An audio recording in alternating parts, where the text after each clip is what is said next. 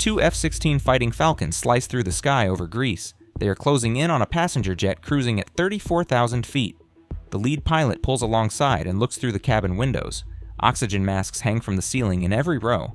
Passengers are slumped in their seats. No one moves. No one looks back.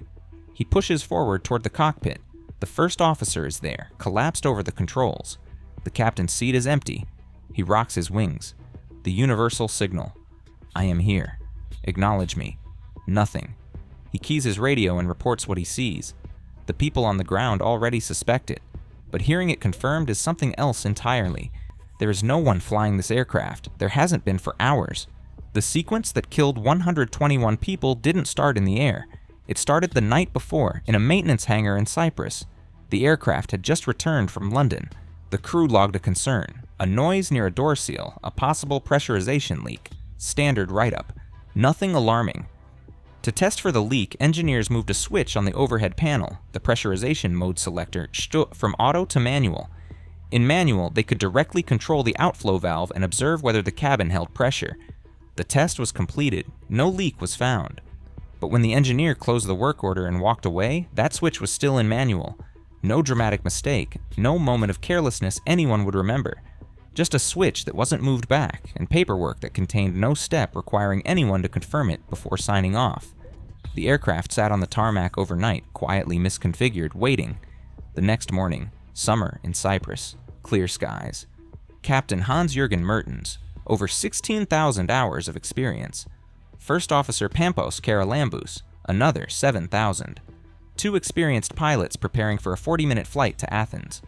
During pre-flight checks, they scanned the overhead panel. The pressurization switch was small, surrounded by other controls, and it had no warning light to signal it was in the wrong position. After thousands of sectors, checklists become patterns. The eye sees what it expects to see. The switch was in manual. It wasn't caught. At 6:07 a.m., Flight 52 lifted off into a clear Mediterranean sky. Everyone on board was breathing normally, but they were climbing toward air that would slowly take that away. In auto mode, the pressurization system keeps the cabin breathable regardless of altitude, automatically closing a valve to maintain pressure as the aircraft climbs. In manual, that valve doesn't respond. It stays open, and as the plane climbed higher into thinner air, the pressure inside the cabin quietly bled away. No explosion, no jolt, just a slow, invisible drain. At around 10,000 feet of cabin altitude, the aircraft's warning horn triggered, loud, continuous, designed to be impossible to ignore. This is the sound that should have saved everyone. But on this generation of Boeing 737, the cabin altitude warning and the takeoff configuration. Warnings sound identical, same tone, same pitch, same everything. The takeoff configuration? Warning was familiar, heard in training, occasionally triggered on the ground. The cabin altitude warning was the opposite, so rare that many pilots would never hear it outside a simulator. So the crew reached for the familiar explanation. A ground warning, misfiring in flight. A system glitch. They began troubleshooting the wrong problem. Checking flaps, trim, speed brakes. Everything looked normal, because aerodynamically the aircraft was fine. The problem wasn't the configuration, it was the air. And by the time that realization could have come, something else was already working against them. Hypoxia doesn't feel like an emergency, it feels like a softening. Of thought, of urgency, of the ability to question your own assumptions. The brain loses its most sophisticated functions first. The exact functions needed to step back, recognize an error, and change course. At 6:16, the captain made a final radio call to operations, fragmented, confused, describing warnings he couldn't explain. The maintenance engineer was brought in. He asked the one question that could have changed everything. Is the pressurization selector in auto? We don't know if the captain heard it clearly.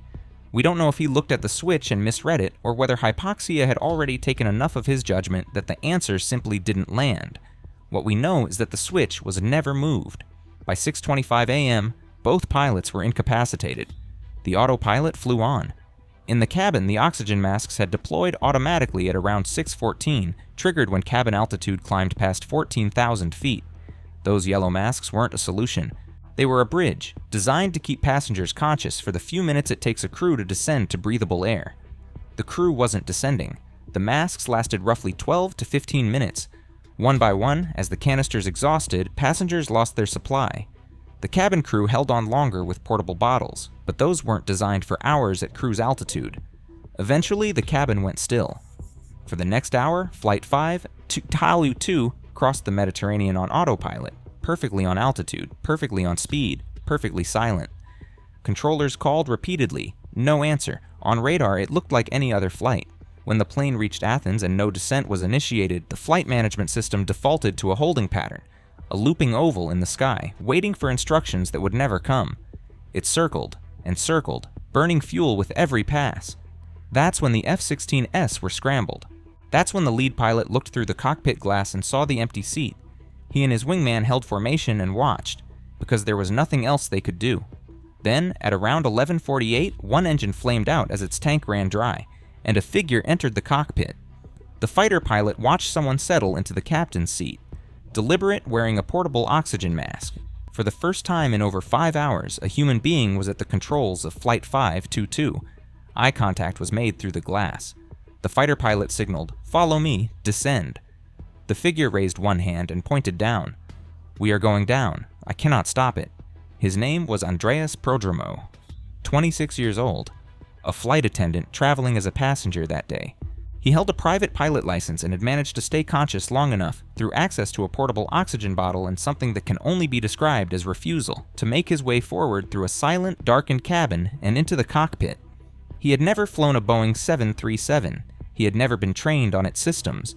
He was alone, at altitude, with one engine dead and the other running out of fuel, trying to manage an aircraft designed for crews with years of type-specific training. The flight data shows he tried. There were control inputs, turns, pitch corrections, a last pullback on the yoke in the final seconds to slow the impact. It wasn't enough. It was never going to be enough. But he tried until there was nothing left to try. At 12:03 p.m., Flight 5-2 struck a hillside near Grammatico, north of Athens. There were no survivors. The investigation rebuilt 5 hours of silence from flight data, radar tracks, and a narrow window of cockpit audio the voice recorder had preserved before overwriting everything earlier. What it found wasn't recklessness. It wasn't incompetence. It was a chain of ordinary failures, each one invisible in isolation, catastrophic together. A maintenance check with no explicit step to verify the switch position afterward, a pre-flight scan that relied on expectation rather than true confirmation, a warning horn shared between two completely different emergencies, and hypoxia, dismantling the crew's ability to recover before they even knew recovery was needed. The report was clear: remove any single layer of that chain, and 121 people go home. In the years that followed, Boeing differentiated the warning tones. Maintenance documentation was revised. Hypoxia recognition became a more prominent part of crew training worldwide. The changes came. They always do. They always come after. Near Grammatico, a memorial stands today with 121 names. One switch, left in the wrong position by someone who meant no harm, in a procedure that never required confirmation, on an aircraft that gave no warning until the warning it gave was misunderstood. That is all it took. That is what makes Flight 5-2-2 impossible to forget.